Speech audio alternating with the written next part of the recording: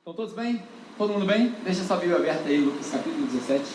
Vamos orar mais uma vez brevemente, para que Deus abençoe a palavra dele e aí nós entramos na palavra. Pai, nós pedimos que essas palavras que nós vamos ler em breve sejam ungidas e que a sua voz seja mais alta que a minha, que o Senhor possa trabalhar com essas palavras que vão sair da minha boca, para que toquem o coração das pessoas, para que eles entendam um pouco mais a seu respeito e saiam daqui mais dispostos a se tornarem como Jesus. Em nome dele nós oramos. Amém. Bom, enquanto eu estava estudando para preparar essa mensagem, eu comecei a me deparar com muitas coisas que para mim foram um conflito.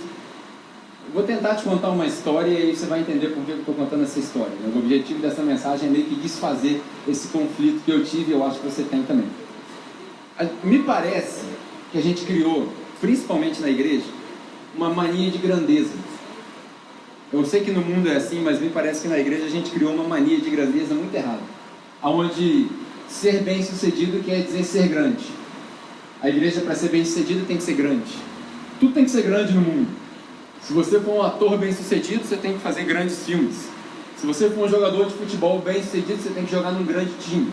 Tudo é grande, a casa é grande, a conta bancária é grande. A minha conta é grande também, mas é as contas para pagar. Tudo é grande, e a gente assumiu uma mania de grandeza, e eu acho que essa mania de grandeza nossa não é muito coerente com o evangelho que Jesus pregou, que é o que você vai ver aí nessa mensagem, nesses versículos que nós vamos ler. E aí eu penso o seguinte, cara, a única coisa que ficou grande com essa mania de grandeza nossa, a única coisa que ficou grande foi a distância entre nós e Deus. Quanto mais a gente investiu nessa mania de grandeza nossa, da igreja grande, a igreja que emulou os padrões do mundo, o que ficou grande foi a distância entre nós e Deus. Porque agora o padrão da igreja bem-sucedida é uma igreja que está lotada. Só que lá atrás tem gente que não está conectado com Deus. Por quê? Porque aquilo ali virou um padrão, uma mania de grandeza que não é legal. A gente não deveria operar dessa maneira. E essa mania se espalhou por tudo. E hoje o meu objetivo com essa breve mensagem é tentar diminuir esse espaço que a gente criou entre nós e Deus. Talvez você esteja aqui e fale assim, mas eu nem conheço Deus, ou eu nem gosto desse negócio de Deus. Pensa o seguinte, se Deus fosse real, se você não crê nele, se Deus fosse real, você não gostaria de conhecer ele um pouco melhor? Você não acha que se Deus, o cara que criou isso tudo, se ele existe mesmo, eu gostaria de estar do lado certo da equação quando se trata de Deus. E se você já tem fé em Deus, eu tenho certeza que não faz mal conhecer um pouco mais e chegar um pouco mais próximo de Deus. Por quê?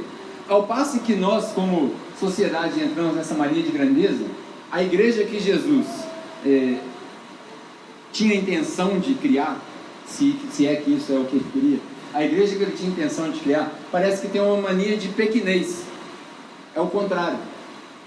Jesus parece que ele funciona no contrário da mania de grandeza. Por exemplo, ele fala assim, quem quiser ser o maior entre vós, que seja o... Essa é a parte que a igreja participa. Quem quiser ser o maior entre vós, seja o... menor. Isso aí. Ele fala assim, como fala as crianças, deixe que os pequeninos, a mania de pequenez. Tudo é pequeno para Jesus. Quantos discípulos Jesus tinha? 2.000. 12. É tão óbvio que eu acho que às vezes porque é tão óbvio a gente passa por cima e não percebe. Jesus me parece que tinha uma mania de pequenez. Certa vez quando os discípulos chegaram para Jesus e falaram assim, a multidão não entendeu essa mensagem, nem nós, explica aí. Aí Jesus explica, aí os discípulos perguntam, por que você explicou para a gente e não para eles? Aí Jesus fala, porque para eles é para não entender mesmo, é para vocês que estão comigo, para a gente entender. É uma mania de pequenez. Eu acho que essa mania de pequenez, já falei aqui uma vez, para nós nos tornarmos uma igreja grande, a gente precisa ser uma igreja pequena, que é o grupo de conexão de vocês, que é a igreja de vocês. Então, pensando em tudo isso, nesses conflitos malucos que eu tenho na minha cabeça, às vezes eu sento com as pessoas no café e eu vou testando a mensagem. Eu vou conversando, eu vejo que sai das pessoas. Essa semana eu tomei um café com a Rede Glória e a gente falava de várias coisas. Opa, peguei isso aqui, peguei aquilo ali. E eu vou testando a mensagem. E me parece que todo mundo concorda, mas a maioria das pessoas não tem coragem de botar em prática. É muito arriscado desafiar um sistema que já está criado. É muito arriscado ir contra a maré. Todo mundo concorda, mas a maioria das pessoas não tem coragem de botar em prática. E aí eu pensei assim, como é que eu vou chamar essa mensagem então para ver se o pessoal leva para casa e memoriza, né? E aí eu lembrei de um programa que passava antigamente, não sei se passa hoje ainda na Rede Globo, essa rede abençoada de televisão. Passava de manhã, acho que era domingo, chamava Pequenas Empresas, Grandes Negócios. Passa ainda? Pequenas Empresas, Grandes Negócios. Quando eu testei esse tema, eu falei assim, eu vou chamar minha mensagem de Pequenas Empresas, Grandes Negócios. Rapidinho veio um cara que gosta de fazer piada e falou assim, então você pode chamar Pequenas Igrejas, Grandes Negócios. Eu falei, não, cara, não é isso aí que eu quero pregar. Não. Isso aí é outro, isso aí é um ataque, não é isso que eu quero fazer. Porque acabou virando um negócio nessas coisas, né? Mas enfim, as pessoas que têm má intenção, lógico que não é assim no mundo inteiro. Lógico que às vezes a gente vê a minoria, e essa minoria que a gente vê acaba queimando o filme da maioria. A maioria dos pastores são pessoas sérias. A maioria dos cristãos são pessoas que querem seguir a Deus, mas a minoria acaba queimando o filme. Mas aí eu pensei o seguinte, vamos chamar essa mensagem de pequenas atitudes, grandes resultados. Só levar para casa essa ideia, pequenas atitudes, grandes resultados. E aí, com isso, eu quero ler com você um texto que está em Lucas, capítulo 17, do versículo 1 até o 10, é onde a gente vai ler. Eu vou falar um pouquinho do texto, e depois eu quero te dar 3 coisas que você pode fazer muito simples, muito básicas, que vão te trazer um grande resultado. Beleza? Pegou a ideia até agora? Sim. Lucas, capítulo 17, versículo 1 ao 10, diz o seguinte: Jesus disse aos seus discípulos: é inevitável que aconteçam coisas que levem o povo a tropeçar. Você consegue perceber já o que Jesus está falando aqui? Ele falou para os discípulos: é inevitável que aconteçam coisas que levem o povo a tropeçar. Vamos lá. Mas, ai da pessoa por meio de quem elas acontecem. Seria melhor que ela fosse lançada no mar com uma pedra de moinho amarrada no pescoço do que levar um desses pequeninos a pecar. Tomem cuidado. Aí vem a parte de Jesus que todo mundo quer bater em Jesus se estivesse presente com ele. Se o seu irmão pecar, repreenda-o, e se ele se arrepender, perdoe-lhe. Até aí tudo bem. Pecou, repreende, arrependeu, perdoou. Se ele pecar contra você 7 vezes, olha aí, se ele pecar contra você 7 vezes, aí para piorar, Jesus, no mesmo dia, 7 vezes no mesmo dia, o infeliz pecou contra você. O que você faz? E voltar e se arrepender, você faz o quê? Perdoa 7 vezes por dia. Lógico que 7 aqui não é um número absoluto, é uma ilustração, é uma hipérbole, mas por aí vai. Os apóstolos disseram ao Senhor: Senhor, aumenta a nossa fé. Vou te falar por que eu acho que eles disseram isso daí, mas beleza. Aumenta a nossa fé. E ele respondeu: se vocês tiverem a fé, o versículo famoso, todo mundo sabe, né? Se vocês tiverem a fé do tamanho de um grão de... Quem aqui já viu um grão de mostarda? Quem aqui já viu? Qual o tamanho do grão de mostarda? Como assim? Tem outra passagem na Bíblia que fala o grão de mostarda é a menor semente, mas acaba gerando a maior árvore. Eu nunca vi uma árvore de mostarda, mas diz que antigamente lá em Israel, a árvore que Jesus estava fazendo referência era uma dessas árvores centenárias gigantescas, né? Eu não sei bem, eu nunca vi uma árvore de mostarda na minha vida, mas deve ser. Ele respondeu: se vocês tiverem a fé do tamanho de um grão de mostarda, poderão dizer a esta amoreira: arranque-se e plante-se no mar, e ela obedecerá. E aí, uma parte interessante, que parece que não tem nada a ver com o texto, mas você vai entender que tem. Qual de vocês, que tendo um servo que esteja arando ou cuidando das ovelhas, lhe dirá quando chegar ao campo: vem agora e sente-se para comer? Ao contrário, não dirá: prepare o meu jantar, apronte-se e sirva-me enquanto eu bebo, depois disso você pode comer e beber. Será que ele agradecerá ao servo por ter feito o que lhe foi ordenado? Assim também vocês, quando tiverem feito tudo o que lhes foi ordenado, devem dizer: somos servos inúteis, apenas cumprimos o nosso dever. Parece que Jesus está sendo meio duro, mas não está sendo duro não. Vamos explorar um pouquinho essa passagem, que eu acho que tem coisas aqui que a gente pode aprender. Primeiro, uma palavra de conforto para você. É inevitável que aconteçam coisas que vão fazer você tropeçar. Eu vou abrir o jogo aqui, mas entenda bem, eu já falei isso na série de Gálatas que a gente fez, falei isso na série de Efésios no ano passado. Entenda bem o que eu vou te falar. O que eu vou dizer agora não é uma licença para pecar.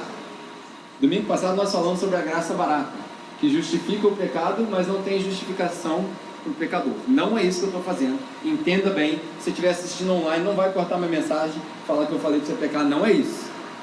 Mas Jesus está dizendo aqui o seguinte: é inevitável que aconteçam coisas que façam que você tropece.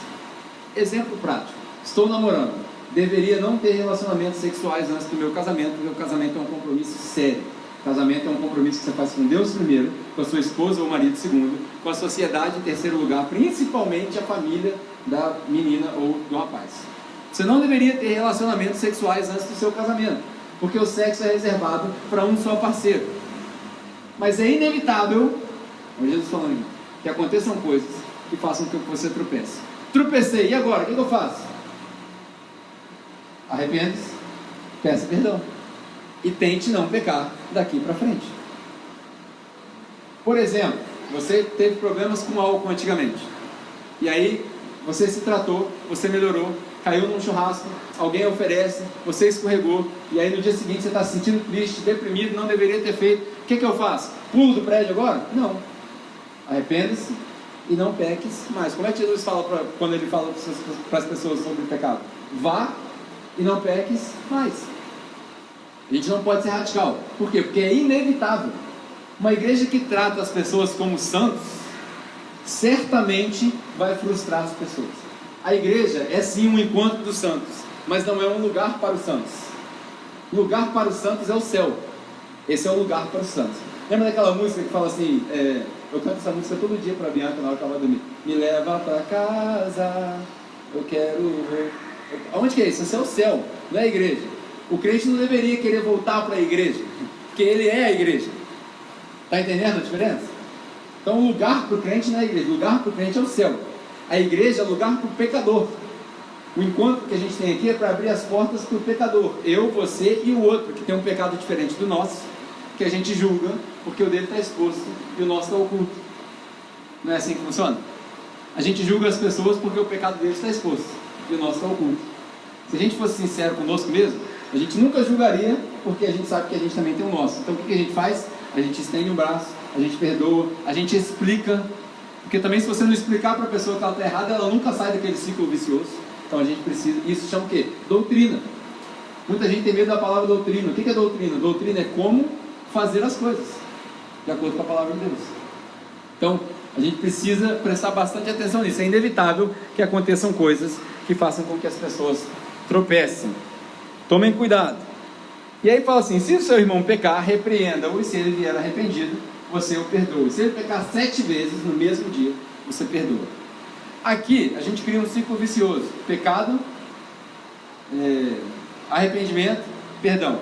Pecado, arrependimento, perdão. Pecado, arrependimento, perdão. 7 vezes no mesmo dia, todo dia. Imagina a dificuldade que não era isso. E aí a maioria dos teólogos acha que quando os discípulos falam assim, aumenta a nossa fé, é porque existia não sei se você já ouviu isso, mas o judeu, ele só costuma perdoar as pessoas 3 vezes. Ele só perdoa 3 vezes. Aí você vai falar assim: nossa, mas que povo ruim, né? Mas na verdade nós somos piores. A gente perdoa uma só, guarda a mágoa pro resto da vida. Você emprestou 3 mil reais pro cara, o cara não te pagou, você fala assim: ó, perdoei, mas não empresto mais também. É ou não é? Verdade ou mentira? Lógico que a gente não pode ser bobo também, ficar emprestando dinheiro pros outros, porque na verdade, vamos esclarecer não. Crente não empresta dinheiro. Né? Vamos esclarecer isso aí. Nunca empreste dinheiro para ninguém. Se alguém chegar para você e falar assim: ó, eu preciso de 500 reais emprestado, você tem? Não, nunca tenho. Emprestado não, nunca. Exatamente. Falou aqui a nossa, como é que a gente chama ela mesmo? CFO. Ela não gosta de chamar de tesoureira. CFO. Como que funciona com crente? Se você tem para dar, você dá. Não empresta. Ah, não, mas vai me pagar mês que vem. Não. E não pegue emprestado. Você fala assim: ah, vou pegar um dinheiro emprestado só para pagar uma conta aqui. Não. Trabalha, faz extra, paga aos poucos. Não pegue dinheiro emprestado, porque quem pega dinheiro emprestado se torna escravo daquele que emprestou. Então o crente, a instrução, a doutrina é o quê? Não empreste dinheiro. Eu sou um cara que eu fico abismado com como Deus é bom comigo. Eu tenho uma mania muito feia: eu não deixo ninguém pagar nada para mim. Um pouco disso é orgulho meu, confesso. Ore por mim. Um pouco disso é orgulho meu. Sempre com as pessoas no café, raramente você vai ver alguém conseguir pagar para mim. Não interessa quanto que é. Raramente você vai ver alguém conseguir pagar por mim. Às vezes eu estou sentado no café, chega gente que não veio conversar comigo, senta na mesa, come o negócio, na hora que vai levantar, deixa aí, vou pagar. Eu faço questão de pagar, por quê? Porque eu penso assim, se eu continuar pagando, Deus continua dando. Então, como eu não quero perder a bênção, eu falei para você, parte disso é orgulho meu. Então, crente não empresta dinheiro, crente só dá. Se você tiver para dar, você dá. E aí você vai dando, porque é melhor dar do que receber. Melhor dar do que receber. Então cria esse ciclo vicioso. A maioria dos teólogos acham que esse ciclo vicioso acontece porque os judeus só perdoavam 3 vezes. Fazia parte da lei deles, tinham que perdoar 3 vezes. Aí Jesus fala, você tem que perdoar 7 vezes por dia. E aí tem teólogo que diz, ó, os discípulos não conseguiram entender o padrão, que eles iam ter que aumentar o padrão. Então eles pedem para Jesus aumentar a fé deles. Eu, como gosto de ser do contra, eu tenho outra opinião. E é só minha opinião, você não precisa concordar com ela, por isso você tem grupo de conexão para você discutir lá. Mas a minha opinião é que nós, desde 2000 anos atrás, já criamos um sistema tão complicado, que quando alguém pede para fazer um negócio simples, aí a gente precisa ter fé para fazer. Por quê? Eles tinham todo um sistema religioso, culto, sacrifício. O irmão pecou contra você, você pega a pomba, mata a pomba, coitada, leva para o negócio, aí o cara faz o sacrifício da pomba. Aí era um negócio tão complicado, que Jesus fala assim, não, se ele chegar e falar, desculpa, você perdoa. Aí os discípulos falam assim, isso aí é muito difícil, é mais fácil eu matar a pomba, andar sei lá quantos quilômetros, levar no tempo. Só perdoar assim é muito difícil, muito difícil. Não dá para eu fazer não. Por quê? Porque o simples é muito difícil para quem está acostumado com o complicado. E eu estou tentando simplificar para você. Alguém pecou contra você, o que você faz? Perdoa. Porque o perdão, na verdade, o perdão é para liberar você, não é a pessoa. Porque a pessoa que te magoou, literalmente está dormindo tranquilinha. A pessoa que te magoou não está preocupada com você. Pô, magoei o Daniel, cara, vou ter que fazer um meio de campo aqui. Está nem aí. A pessoa que não pagou você, está nem aí. Tem um ditado no mundo aí que diz que quem tem que perder o sono com as contas é o cara que eu estou devendo. Porque ele tem que se virar. O mundo funciona assim. Então a gente precisa olhar para essas coisas com um olhar diferente. Perdão é para você, não é para quem te magoou. E aí Jesus insiste que eles façam diferente. Diz aí, continuando aqui, eles pediram para aumentar a fé, e ele fala, se vocês tiverem a fé do tamanho de um grão de mostarda, vocês podem mandar a árvore daqui para colar. O que ele quer dizer com isso? Você não precisa de muita coisa. Nós estamos acostumados com muita coisa. Como é que faz para Deus me abençoar? Bom, eu vou na EBD de manhã, vou no culto à noite, eu vou no encontro de senhoras na segunda, aí eu vou ajudar a limpar a igreja na terça, daí na quarta-feira eu vou no estudo, quinta-feira eu vou no culto da libertação, que tem queima de vela, sacrifício, pote de água e por aí vai. O quê? Sexta vigília, de sexta para sábado. Aí você acorda sábado quebrado, tem um churrasco da família, você não pode ir, que é mais importante que você esteja na igreja que na família. E aí no sábado tem culto de jovens. E aí se você é velho, você finge que é jovem, para ir no culto, que você tem que estar lá. Então você vai lá ajudar. E aí domingo você chega quebrado de novo na igreja. O que acontece? Ao invés de virar crente e espalhar o evangelho, a gente virou sócio de um clube e fica preso dentro da igreja. Esse é o retrato da igreja que está acontecendo hoje. E aí Jesus fala que é o contrário. Se você fizer só o simples, só o básico, só o primeiro nível, só isso é o suficiente para você mandar a árvore sair daqui para lá. Para quem passou por Volta Redonda depois desse período de chuva, você viu o tamanho de raízes de árvores que foram arrancadas. E aí Jesus está exagerando aqui de propósito. Se você tiver essa fé aqui, ó, desse tamanho aqui, e falar para aquela árvore que estava na frente da rodoviária lá de Volta Redonda, de cabeça para baixo, com a raiz fora do chão, falar, sai daqui e planta lá no Paraíba, ela vai. Acho que isso é uma hipérbole. Ninguém está pedindo para você acreditar que você vai parar na frente da árvore igual os caras do New Age, né? Falar, sai árvore, não vai sair. A árvore não vai sair, não vai levitar, não vai sair do chão. Jesus está dando uma exagerada para você entender um ponto. Ele fazia isso com todas as parábolas dele. Exagerava para explicar um ponto. Só o básico. Não precisa de muita coisa. Só o simples. E aí ele conta uma história que pode parecer para nós estar desconectada. A história é você é o chefe, chegou em casa, seu servo está trabalhando, você vai mandar ele sentar na mesa e comer com você? E eu sei que isso, hoje para nós, é um costume muito feio.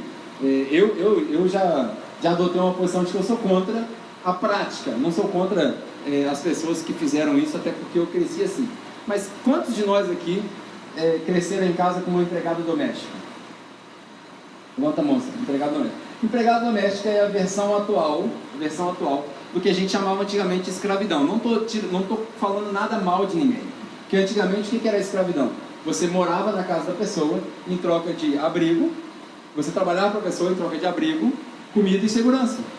Então, lembra que ela chamava governanta antigamente? Morava dentro da sua casa, tinha muito pouca liberdade, comia da sua comida, e em troca disso ela oferecia o serviço de limpeza, passar roupa, por aí vai. Eu acho que hoje isso não deveria ser feito mais, eu acho que a gente já podia ter profissionalizado isso, e está aí altos movimentos de carteira assinada, por aí vai. Mas esse não é o ponto da discussão. O que Jesus está falando aqui é o seguinte: na época deles, era normal a pessoa ter escravos. E o escravo comia em outro lugar, morava em outro lugar, o escravo não se misturava. E aí Jesus está contando mais uma vez uma história aumentada, exagerada, para a gente entender o ponto. O ponto é o seguinte: você é o chefe, você é o dono da casa. Você vai chegar depois do seu trabalho, vai sentar na mesa, você vai chamar o seu servo para comer com você? Não. O que você vai fazer? Vai falar para ele: enquanto eu tomo aqui o meu refresco, você prepara a minha comida e dá para eu comer. Quando eu acabar de comer, daí você senta e come a sua. Era normal para eles. Não estou falando que isso era para ser normal hoje. Era normal para eles. E aí, tendo feito isso, não espere que o seu mestre vai chegar para você e falar assim: obrigado por você ter servido a comida. Obrigado por você ter me servido. Não. Por quê? Porque ele trabalha para isso. É a função dele. Hoje, dentro da nossa sociedade, dentro da cultura que a gente tenta criar na igreja, uma cultura de servidão, uma cultura de todos nós somos servos iguais, a gente agradece as pessoas pelo voluntariado, agradece as pessoas por isso, agradece as pessoas por aquilo. A gente tenta o máximo de vezes agradecer o máximo. Mas aqui Jesus estava contando essa história. E aí ele explica por que você não vai fazer isso. Por que você não vai agradecer? Porque ele não fez nada mais do que a obrigação dele. Lembra quando você era pequenininho, você chegava em casa com um boletim, todo bimestre, e aí você falava assim: mãe, tirei 10 em matemática. Qual que era a resposta? Só estuda, menino. Você não faz nada, você não trabalha, você não lava roupa, você não fez mais do que a sua obrigação. É exatamente o que Jesus está falando. Você não fez mais do que a sua obrigação. Por isso, a gente não deve esperar nenhum agradecimento, nem nada. Porque no final, ele fala o quê? Porque na verdade, todos nós somos servos inúteis. Todos nós somos servos inúteis. Eu sei que isso pode parecer um choque para você, porque eu não quero te chamar de inútil. Mas tudo que a gente faz é para Ele, por Ele e é dele. Se não fosse por causa dele, seria inútil. Você imagina se todo domingo eu virasse para você e falasse assim: todo domingo eu vou me reunir aqui, você pode vir me ouvir, que eu vou falar da vida. Dou 2 domingos que você não pode aparecer demais, porque eu não sou tão interessante assim, não tenho muita coisa para te ensinar. Então a gente se reúne aqui para falar de Deus, para sentir Deus, para experimentar Deus, para aprender de Deus, tudo isso, cada um com seus objetivos. Se não fosse por isso, não ia ter função nenhuma de aparecer aqui. E eu expliquei essa história toda para dizer o seguinte: quando Jesus falou fé do tamanho de um grão de mostarda, e nós não fazemos mais do que a nossa obrigação, eu percebo que a gente precisa simplificar a nossa vida cristã. Simplificar. Então eu quero te dar 3 coisas para você fazer, para você ter um resultado gigantesco. Pequenas atitudes, grandes resultados. Beleza? Primeira atitude dela: todo dia. Não adianta. Eu podia falar para você assim, 1 vez por semana, 3 vezes por semana. Vou falar para você fazer todo dia essas 3 coisas. Todo dia. Primeira coisa: todo dia você deveria ler a sua Bíblia. Todo dia. Mas não dá tempo. Lógico que não. Lógico que não. Eu leio. Você também deveria ler. Mas você tem tempo. Não, todos nós. Se tem uma coisa que no mundo todo mundo tem igual, é tempo.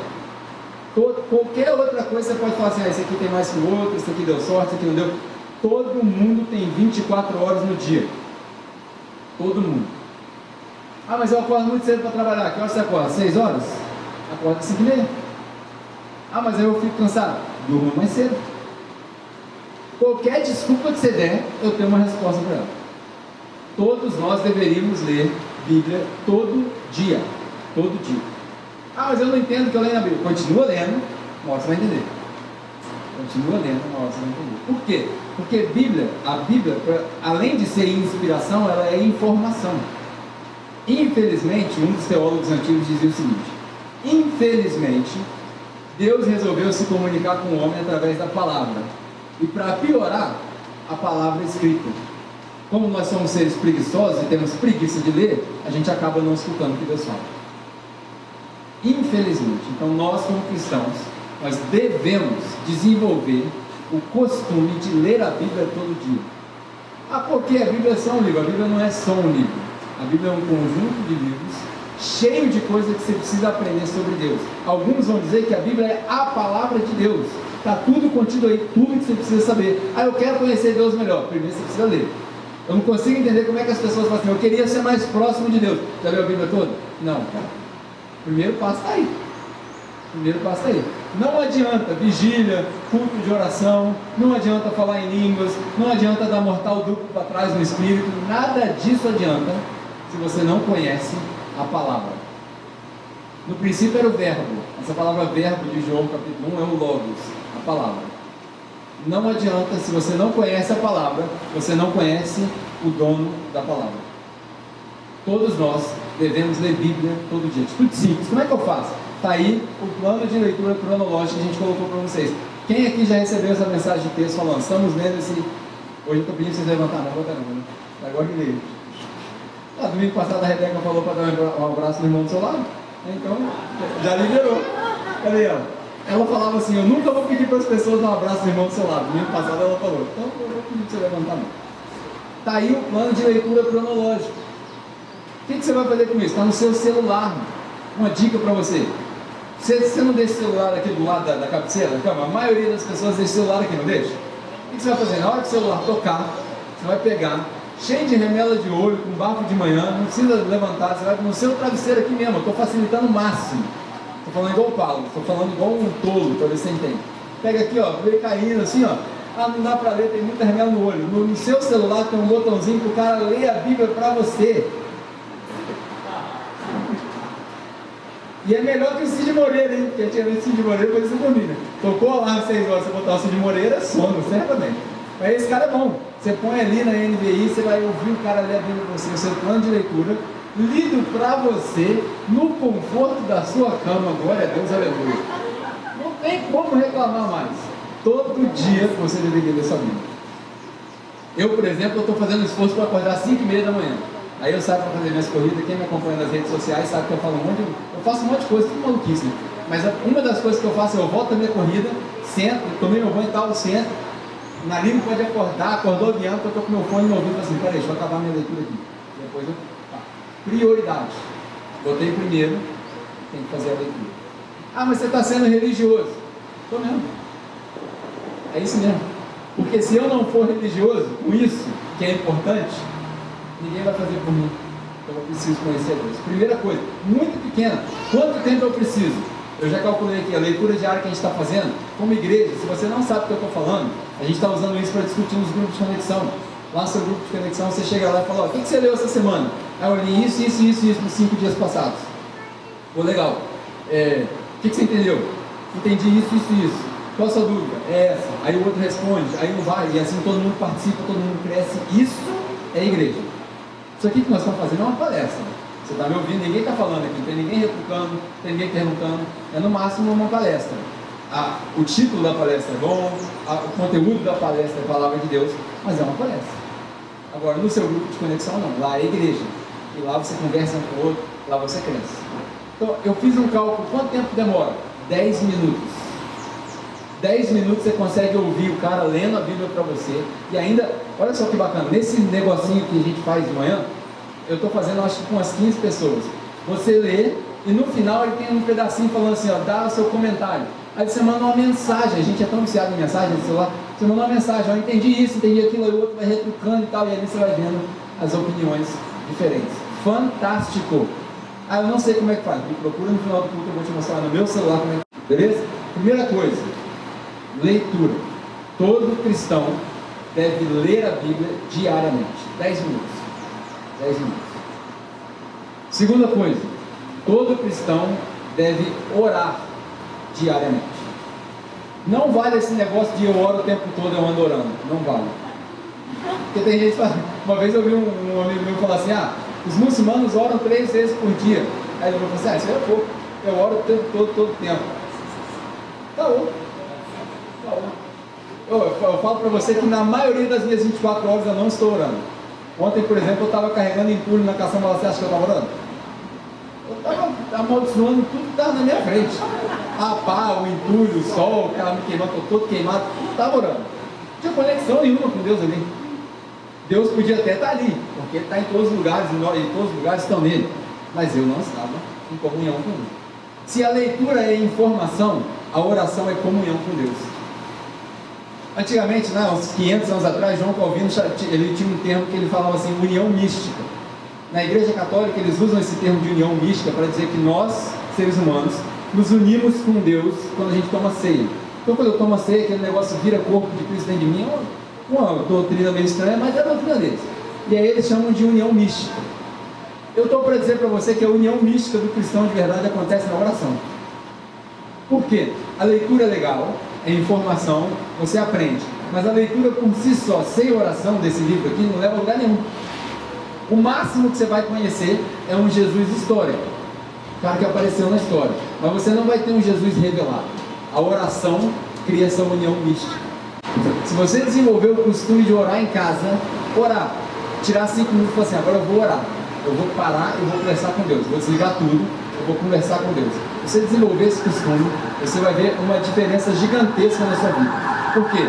Você vai começar a ver coisas que você não via, vai começar a ouvir coisas que você não ouvia. E eu não estou falando aqui daquele filme Sexto Sentido, não, que o cara fala que ele vê gente morta o tempo todo. Não é isso, não. Você vai começar a perceber as coisas que você não percebia antes. Por quê? Isso é o mundo espiritual.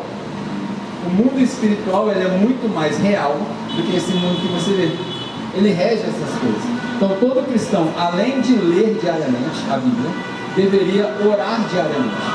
A gente deveria orar diariamente. Vai passar uma passeada de atrás agora. Cada igreja que a gente vai, a gente tem uns negócios que acontecem também. No cartório, olha, os caras vão na lista, olha, é cada um. Uma passeada no dia. São Sebastião.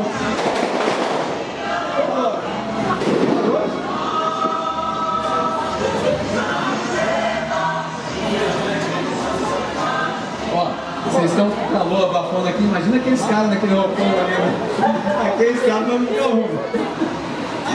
Olha, eu fico impressionado com as coisas que acontecem na nossa igreja. No cartódromo, eu pregava assim, ó. O pessoal que andava comigo falava assim, você está extremamente distraído, porque os caras tinham passando, mas Jesus falava, parecia que eu tinha um tique, né? Aí na praça, cara, na praça, quantas vezes aconteceu de passar alguém lá totalmente sem compromisso? O último que apareceu era um cara que estava meio, não sei se ele estava alcoolizado, não sei se ele tinha problema, mas ele passou e começou a falar um salmo lá de cima, e pá, a galera assustou, falou, deixa o cara terminar aí, deixa ele terminar, depois a gente continua. Agora aqui em São Sebastião. Ai meu Deus. Volto, perdão.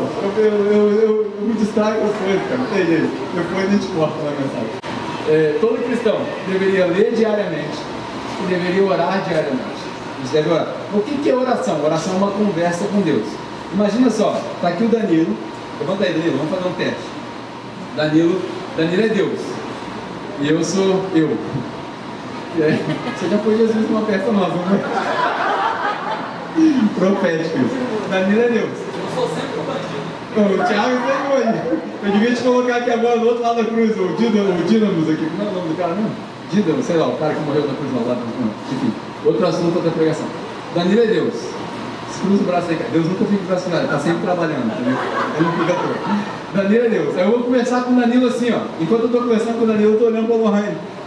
Então, eu distraí aqui, falei de dinheiro e tal. Como você acha que o Danilo vai se sentir? No mínimo desprezado. No mínimo. Aí, posso sentar, Deus, obrigado. Fica sentadinho aí agora. Agora, imagina, olha como é que a gente ora. Cadê meu som? Olha como é que a gente ora. Primeiro a gente faz a selfie da oração, né? tempo de oração com Deus. Tempo de oração. Depois, a gente fica assim, ó. Deus, muito obrigado pelo dia de... deu ruim aqui. Obrigado pelo dia de hoje. Caraca, eu vou começar cedo no trabalho, o chefe me falou. Meu Deus, vamos isso. Já perdeu o fim da meada. É a oração que a gente faz hoje. Então, como é que a gente deveria orar? Básico, né? Em Hebreus fala que a gente deveria deixar para trás as coisas elementares, mas vamos voltar nas coisas elementares.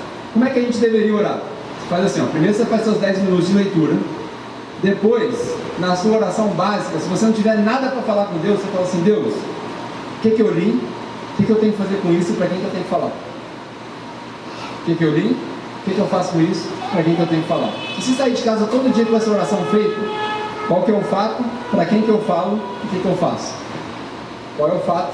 Com quem eu falo? E o que eu faço? Só isso já é o suficiente. Você vai perceber que às vezes na sua leitura você lê um negócio de manhã lá, a genealogia de Jesus. Você fala, pô, tem nada para aprender disso aqui, vou pular na leitura. Não, lê. Aí você pergunta para Deus: Deus, o que eu li? O que eu faço? Com quem que eu falo? No meio do dia vai aparecer um cara falando que Jesus não nasceu de Maria e José. Você fala: opa, ó, eu vou te falar um negócio, hein? Abre aqui lá Mateus capítulo 2 ou 3, não sei, que a gente leu esses dias, você mostra para ele, ó, tá aqui. Olha que interessante. Por quê? Porque se você pedir, Deus vai proporcionar essas oportunidades. Quem pede, Deus atende. Então, se você não souber fazer nada na sua oração, você ora a respeito daquilo que você leu. E por último, todo cristão deve ler diariamente, deve orar diariamente, essa sua união mística, e todo cristão deve ter comunhão diariamente com outro cristão. Comunhão diariamente. Não dá para ser igreja nesse negócio de ir à igreja. Não funciona. Todo cristão deve ter comunhão um com o outro. Vou te dar uma notícia que talvez para você seja muito ruim. Não existe privacidade na igreja. Igreja não tem privacidade. Você perdeu a sua privacidade no momento em que você resolveu andar com Jesus. Não existe privacidade. A igreja é pior do que Facebook. Ela entra dentro da sua privacidade, não tem jeito. Não existe privacidade. Todo cristão deveria viver uma vida aberta. Ele abre a vida para você, você abre a vida para ele. Todo problema no casamento, com quem você falou? Não falei com ninguém. Você falou com alguém. Todo problema no trabalho, com quem você falou? Não falei com ninguém. Você falou com alguém. Estou com um problema na minha fé, com quem você falou? Você falou com alguém. Por isso, nós criamos esses grupos de conexão. Porque você precisa ler, orar e ter comunhão todos os dias. Se você não fizer isso, você não vai ser igreja. Para a gente fechar, eu lembro que eu estava estudando a respeito desses grupos pequenos. E quem aqui já ouviu falar de John Wesley, o cara que fundou a igreja metodista?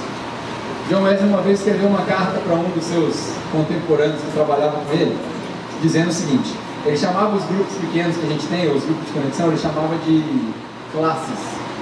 E ele dizia o seguinte: quem não participar de uma classe não pode ser igreja conosco, está proibido de ser igreja conosco. Confesso que eu fiquei tentado a falar isso, quando quem não participar de conexão não pode vir na igreja, mas a gente não pode falar isso hoje. Mas John Wesley, o cara que criou um rebuliço no mundo evangélico, chegou a afirmar que era proibido o cara ir ao culto se ele não fizesse parte de um grupo de conexão, se ele fosse crente, obviamente. Por quê? Porque ele entendia que lá é igreja, grupo pequeno é igreja. E se você parar para pensar, ler diariamente, orar diariamente, ter comunhão diariamente, são 3 atitudes muito pequenas. Você consegue ler por 10 minutos, você consegue orar por 5 minutos que seja. Faz um teste, 3 dias seguidos, ore por 5 minutos. Tenho certeza que depois de 1 minuto você vai acabar, acabou a sua oração. Você fala, não tem mais o que orar. 3 dias, 5 minutos. Ora pelos outros, ora por você, ora por um monte de coisa, pede um monte de coisa, agradece um monte de coisa. Você vai ver que isso daí, na verdade, é o que a gente tem tentado fazer como igreja desde o começo. Que é Atos 2:42. Comunhão, oração, partilha, pão e devoção aos ensinamentos dos apóstolos. Só isso. Eu não quero que você faça mais nada, eu não quero que você venha em culto de ensino, eu não quero que você participe de culto de jovem, eu não quero que você se envolva com o ministério, nada disso. Só isso, só lê, ora e tem comunhão. Lê, ora e tem comunhão. Todos os dias. Quando você fizer isso, você vai diminuir o espaço que a gente criou entre Deus e o homem. Deus está constantemente vindo atrás da gente. E nós estamos constantemente fugindo dele. Por quê? Porque a gente se envolve com coisas que não são de Deus. A gente se envolve com as coisas que não tem nada a ver com Deus. Uma delas, ir à igreja. Tem nada a ver com relacionamento com Deus. Isso aqui tem mais a ver com relacionamento um com o outro do que com Deus. A gente toma café, a gente está junto, a gente canta junto, a gente ora. Isso é uma comunidade, comunidade. A única referência que tem de Deus aqui é esse comum, porque o que nos une em comum é Deus. O resto é tudo nós. Cadeira não é para a glória de Deus, ar-condicionado não é para a glória de Deus, nada disso é para a glória de Deus. Deus não se preocupa com calor, na verdade Deus nem sente calor. Deus não precisa de desodorante. Deus não fica cansado porque ele não precisa sentar. Deus não precisa desse espaço porque ele não cabe nesse espaço. Então, nada disso aqui tem a ver com Deus, a não ser o único motivo que a gente se reúne, que é a nossa união. O resto é tudo para nós. Então a gente precisa aprender a ter comunhão de verdade um com o outro. E aí, com isso eu quero reforçar para você a ideia de achar uma conexão que você se encaixe para você poder participar. Vou bater nessa tecla o quanto eu puder. Mas por hoje, por hora, depois dessa mensagem toda, recapitulando o que a gente aprendeu, vai acontecer coisas que você vai cair. Precisa tomar cuidado. E a gente precisa ficar no simples. Se você ficar no simples, o complicado nem faz diferença. Pequenas atitudes, grandes resultados. Leia, ore e tenha comunhão. O espaço entre você e Deus vai diminuir. Amém?